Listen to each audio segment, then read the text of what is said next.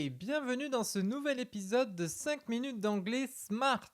Je suis Johan, créateur de Smart English, une nouvelle méthode pour progresser en anglais plus rapidement en éveillant le potentiel de ton cerveau, notamment grâce à des techniques neuroscientifiques. Ça ne t'aura pas échappé, l'hiver approche, les températures se refroidissent. Dans l'épisode d'aujourd'hui, je te propose de plonger dans le froid avec une série d'expressions et de mots autour de cette thématique gelée. Alors, prêt à briser la glace avec moi? Let's go! Lundi matin, tu reçois un email dans ta boîte de réception avec comme objet invitation à une soirée entre collègues vendredi soir. Tu es convié à l'événement annuel.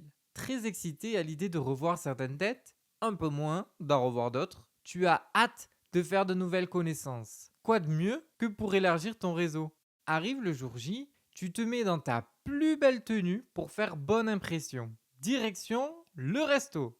Une fois devant, tu aperçois déjà quelques collègues à l'intérieur. Tu rentres dans l'établissement et vois que l'ambiance est un peu froide. Personne ne parle vraiment. Tout le monde se dévisage sans oser parler ou commencer la conversation. C'est alors que tu décides de prendre ton courage à deux mains. Let's break the ice, tu te dis. Tu fais alors une petite blague, tout le monde rit et la conversation démarre.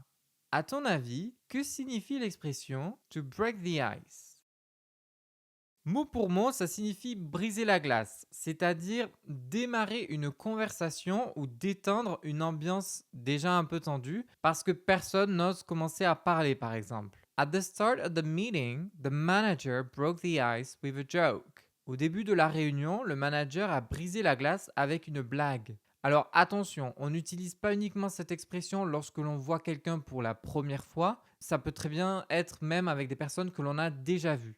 L'expression to break the ice, elle remonte à l'époque où les navires marchands se retrouvaient bloqués dans la glace. Pour libérer le passage des navires plus petits, qu'on appelait des brise-glaces, des icebreakers, étaient envoyés pour casser la glace et permettre aux grands navires de naviguer librement. Dans une situation sociale, briser la glace, ça permet de rendre les interactions plus fluides et naturelles. Ça permet aux conversations de mieux circuler, exactement comme les navires sur l'eau dégagée.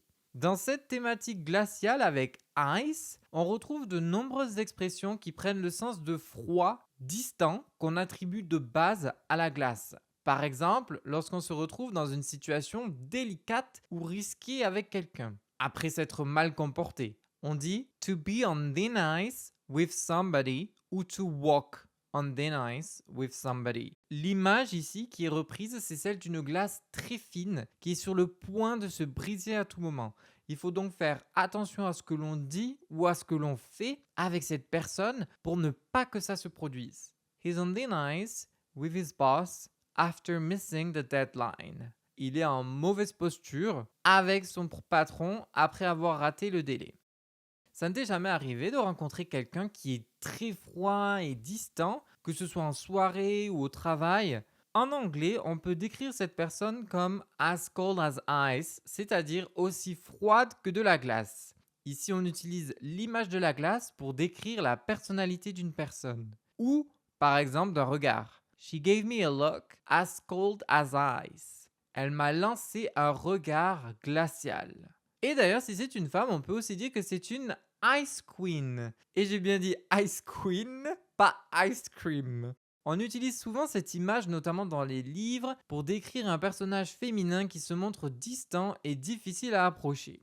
People call her the Ice Queen because she rarely shows her emotions. On l'appelle la reine des glaces parce qu'elle montre rarement ses émotions.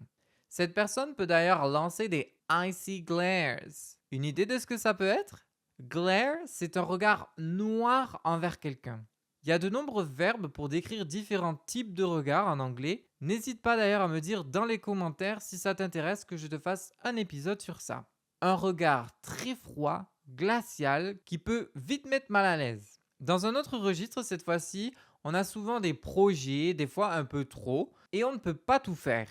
Et c'est ici que l'expression to put something on ice prend son sens. On les met en pause ou en attente, donc on les gèle. C'est l'équivalent de l'expression to put on standby. We decided to put the project on ice until we get more funding. Nous avons décidé de mettre le projet en suspens jusqu'à obtenir plus de financement.